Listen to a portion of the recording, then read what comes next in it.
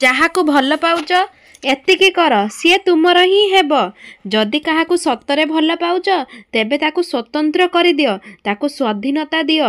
ଯଦି ସିଏ ବି ତୁମକୁ ଭଲ ପାଉଥିବ ତାକୁ ତୁମଠାରୁ ଯେତେ ଭଲ ମିଳୁନା କାହିଁକି ସିଏ ଶେଷରେ ତୁମର ହିଁ ହେବ। ଆଉ ଯଦି ତାକୁ ଜାବୁଡ଼ିକି ରଖିବାକୁ ଚେଷ୍ଟା କରିବ ତେବେ ସିଏ ତୁମ ତ ହେଇଯିବ, କିନ୍ତୁ ଦିନେ ନା ଦିନେ ସିଏ ନିଶ୍ଚୟ ଦୂରେଇ ଯିବ। ଈଶ୍ୱର ଚିନ୍ତନ ଏବଂ ଯୋଗାଭ୍ୟାସ ଏକ ଏପରି ମାଧ୍ୟମ ଯାହା ଆପଣଙ୍କ କେବେ ଉଦାସ ହେବାକୁ ଦେବ ନାହିଁ, କାରଣ ସକାରାତ୍ମକ ବିଚାର ଆପଣଙ୍କୁ କେବେ ଭାଙ୍ଗିବାକୁ ଦେବ ନାହିଁ।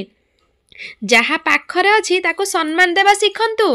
କିଏ ବା ଜାଣେ ଯାହା ଆପଣଙ୍କ ପାଖରେ ଅଛି ତାହା ଆଉ କାହା ପାଇବା ପାଇଁ ଭଗବାନଙ୍କ ପାଖରେ ଦିନ ରାତି ପ୍ରାର୍ଥନା କରୁଥିବେ। କେହି ଯଦି ଆମର ମନ୍ଦ ବା ଆମ ପାଇଁ ଖରାପ ଚିନ୍ତା କରୁଛି ତାକୁ ତାହା କରିବାକୁ ଦିଅନ୍ତୁ, କାରଣ ସେହି କର୍ମ ତା କାହାଣୀର ଲେଖାଯିବ। ଆମେ ଅନ୍ୟର ଖରାପ ବା ମନ୍ଦ ଚିନ୍ତା କରି ନିଜର କାହାଣୀ କାହିଁକି ଖରାପ କରିବା? ଭଗବାନ ଜନ୍ମ ଦେଇଛନ୍ତି, କିନ୍ତୁ କର୍ମ କେବଳ ଆମ ଉପରେ ନ୍ୟସ୍ତ ଏବଂ ଆମେ ଏପରି କର୍ମ କରିବା ଭଗବାନଙ୍କ ଦୃଷ୍ଟିରେ ଆମେ କାହାଣୀ ସେପରି ହେବ। ସମ୍ମାନ ଦେବା ଉଚିତ, କିନ୍ତୁ ନିଜ ଅସମ୍ମାନକୁ ଛୋଟ କରି ନୁହଁ। କାହାକୁ ସାମ୍ନାରେ ନିଜକୁ ଏତେ ବି ଛୋଟ କରିଦିଅ ନାହିଁ କି ଯେପରି ସିଏ ତମକୁ ସମ୍ମାନ କରିବା ହିଁ ଭୁଲିଯିବ। କେହି ନମସ୍କାର କଲେ ହାତ ଯୋଡ଼ି ହୋଇ ମୁଣ୍ଡ ନୁଆଇଯାଏ, ସେତେବେଳେ ତୁମେ ମଧ୍ୟ ମୁଣ୍ଡ ନୁଆଇ ନମସ୍କାର କରିବା ଉଚିତ, ଯେପରି ସମ୍ମାନର ଉଚିତ ସତ୍କାର ହୋଇପାରିବ। କିନ୍ତୁ ଯଦି କେହି ଆଙ୍ଗୁଠି ଦେଖାଇ ମୁଣ୍ଡକୁ ଉପରକୁ କରି ତୁମର ସମ୍ମାନ ନେବାକୁ ଚେଷ୍ଟା କରିବ ସେତେବେଳେ ତାର ଉଚିତ ଜବାବ ମଧ୍ୟ ତମେ ଦେବା ଉଚିତ, ଯେପରି ଅସମ୍ମାନ ସତ୍କାର ହୋଇପାରିବ, କାରଣ ଅସମ୍ମାନ ଠାରୁ ବଳି ଆଉ କିଛି ନାହିଁ।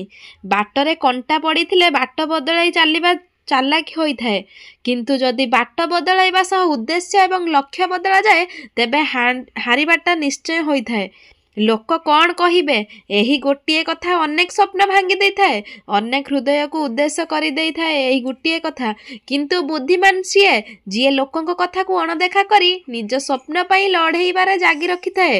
ଲୋକଙ୍କ କଥା ଯଦି ବାଟରେ ବାଧକ ସାଜେ ତେବେ ରାସ୍ତା ବଦଳାଇ ଦିଅନ୍ତୁ, କିନ୍ତୁ ନିଜ ଲକ୍ଷ୍ୟ ପଥ କେବେ ପଛ ଘୁଞ୍ଚା ଦିଅନ୍ତୁ ନାହିଁ।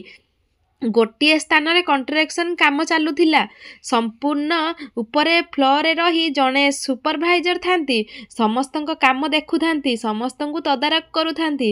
ସିଏ ବହୁତ ଦୟାଶୀଳ ହୋଇଥାନ୍ତି, ସେଥିପାଇଁ ବେଳେବେଳେ ତାଙ୍କ ଦରମା ଟଙ୍କା ସିଏ ତଳେ କାମ କରୁଥିବା ୱାର୍କରଙ୍କ ସହ ବାଣ୍ଟି ଦିଅନ୍ତି। ଦିନେ ଗୋଟିଏ ନୂଆ ୱାର୍କରଟିଏ ଆସିଲା, ସୁପରଭାଇଜର ଉପରେ ରହି ତାକୁ ଦେଖିଲେ। କ'ଣ ଭାବିଲେ କେଜାଣି ଗୋଟିଏ 100 ଟଙ୍କିଆ ନୋଟଟେ ତଳକୁ ଫିଙ୍ଗିଲେ। ତଳେ ଥିବା ଜଣେ ନୂଆ ୱାର୍କର ଦେଖିଲେ ନୋଟଟିକୁ ଉଠେଇ ପକେଟରେ ରଖିଦେଲା। ସୁପରଭାଇଜର ଭାବିଲା ମୁଁ ତାକୁ ନୋଟ ଫିଙ୍ଗିଲି, କିନ୍ତୁ ସିଏ ଧନ୍ୟବାଦ ତ ଦୂରର କଥା ଟିକେ ଉପରକୁ ବି ଚାହିଁଲା ନାହିଁ।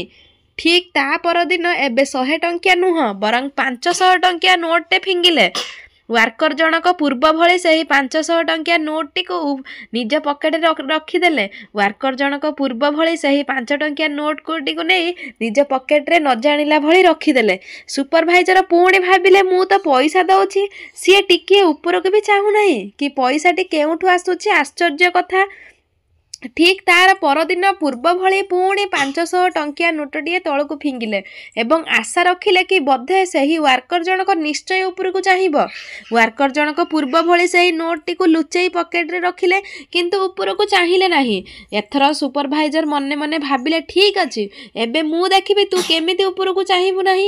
ଏତିକି ଭାବି ଗୋଟିଏ ଛୋଟ ପଥରଟିଏ ଫିଙ୍ଗିଲେ। ପଥରଟି ସିଧା ଯାଇ ସେହି ୱାର୍କରରେ କାନ୍ଧରେ ବାଜିଲା। ୱାର୍କର ଜଣକ ଏବେ ଉପରକୁ ଚାହିଁଲେ।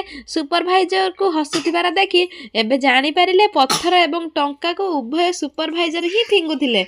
ଦର୍ଶକ ବନ୍ଧୁ, ସେହି ୱାର୍କର ସ୍ଥାନରେ ନିଜକୁ ଏବଂ ସୁପରଭାଇଜର ସ୍ଥାନରେ ଭଗବାନଙ୍କୁ ଭାବନ୍ତୁ। ଯେତେବେଳେ ଆମ ଜୀବନରେ ଖୁସି ଥାଏ ଆମେ ସବୁ କିଛି ଭୁଲି ଯାଉ, ଏମିତିକି ଭଗବାନଙ୍କୁ ମଧ୍ୟ ଭୁଲି ଯାଇଥାଉ।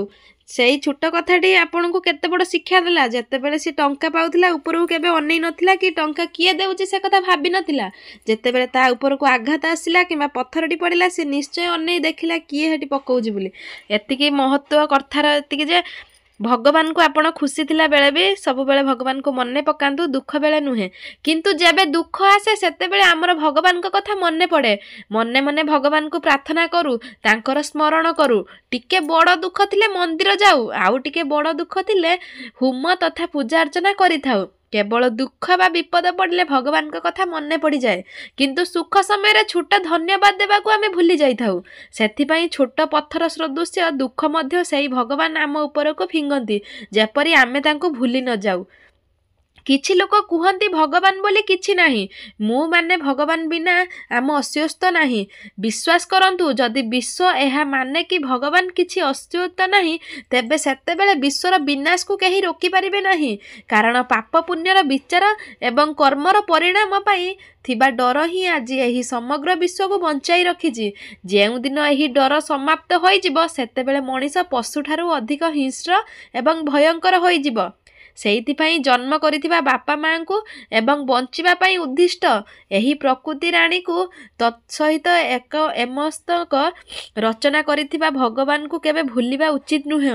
भगवान जेते निजर प्रशंसा करने को चाहती नहीं किंतु तांकर प्रशंसा द्वारा यही संदेश अन्य मानक दिया जाए कि हाँ भगवान अछंती एवं तांकर चिंतन करने उचित तांको सम्मान करने उचित तांकर कोप को डरिबा उचित।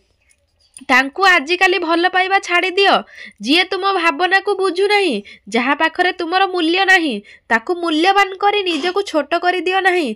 जीवन रे रास्ता रे हजार लोक आसीबे आ जिबे केवल सी आम साथी रे साथ होई रहिबो जहाँ सह आमर हृदय रे मिसिबो ना हारिबा जरूरी ना जितिबा जरूरी ये तो जीवन बंधु एठी खेलाली होई खेलिबा जरूरी।